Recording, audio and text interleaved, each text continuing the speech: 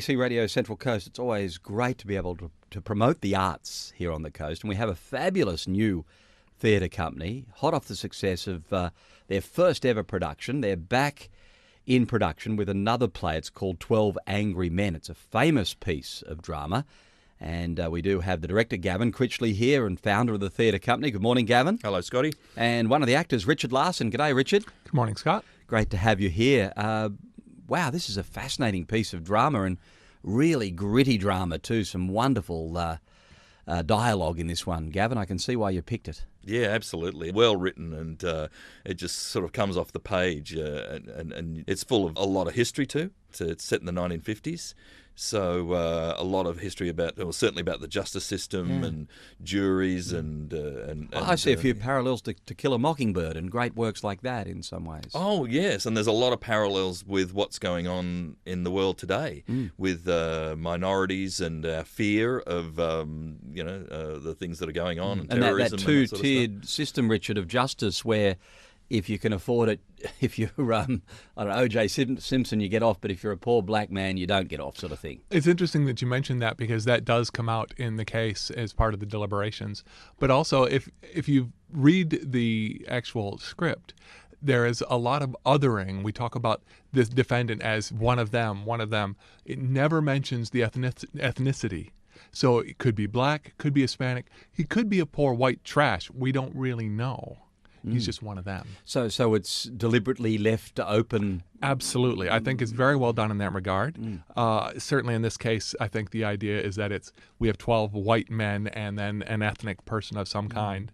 But it's not about black, white, or anything else. It's about the social differences that people face in these kind of circumstances. So I think of that statue of the scales of justice, and for some people she's got the blindfold a little bit up. She's having a little bit of a peek to see who it is. Is that fair enough? I think that's quite fair, and I think that's quite reflective of justice as we know it. With the jury system, people bring their prejudices in. That's part of the nature of it. And the idea is to work those prejudices into a hopefully just verdict. But your character, I think, and correct me if I'm wrong, I was just doing a bit of research prior to, is the one who start to make them think and or there was a character in the jury room who starts to make them think outside of the stereotypes and There are a lot of really good viewpoints and a lot of disparate viewpoints, some of which I as a person wouldn't necessarily agree with, but they're in the community. And my character is quite fortunate in that he's an observer, and his contributions to the deliberations come directly from watching the testimony and what he sees in his own mind's eye about how people are testifying, and not just the words, but the actual people themselves and what they contribute, what they bring to their own testimony.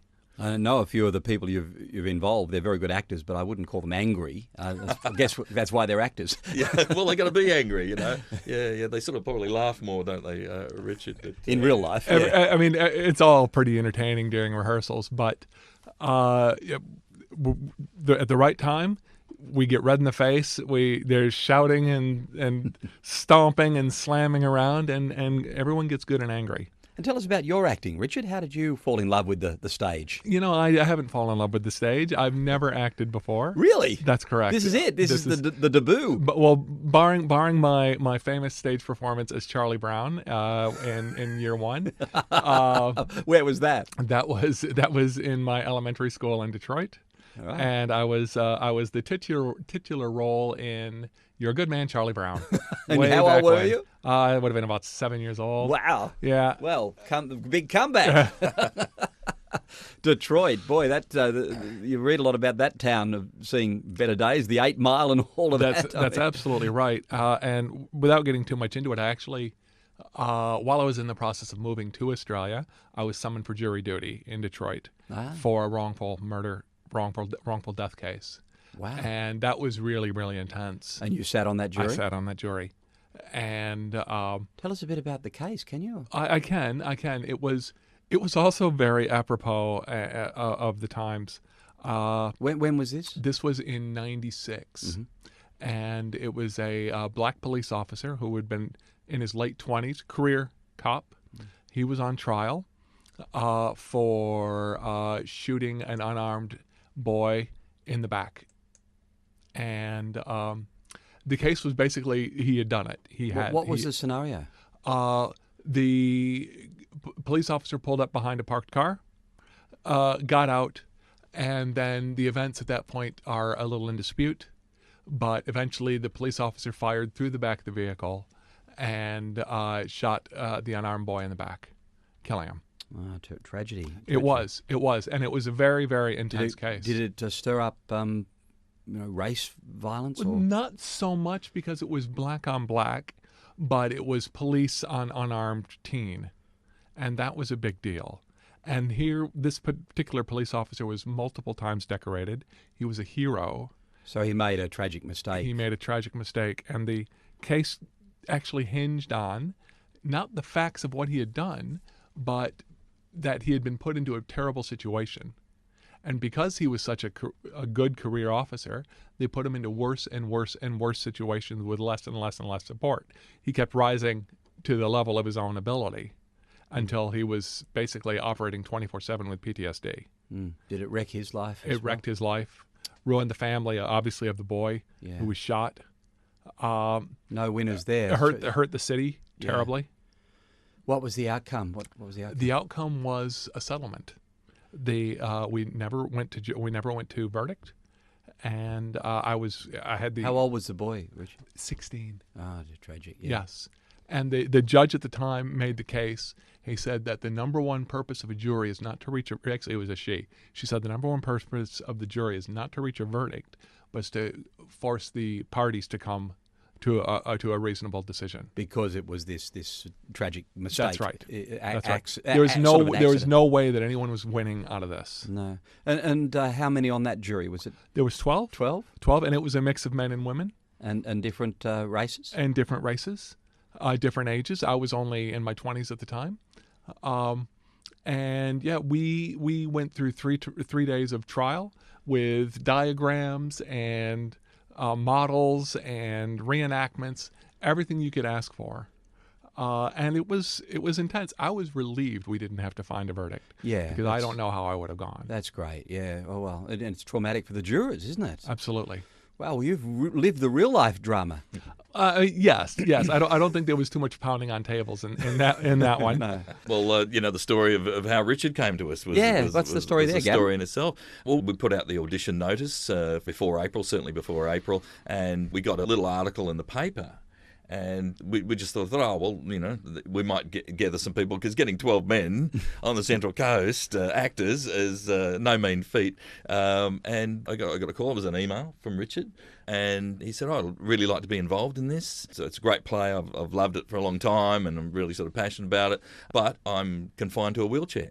And I kind of stopped and I sort of thought, okay.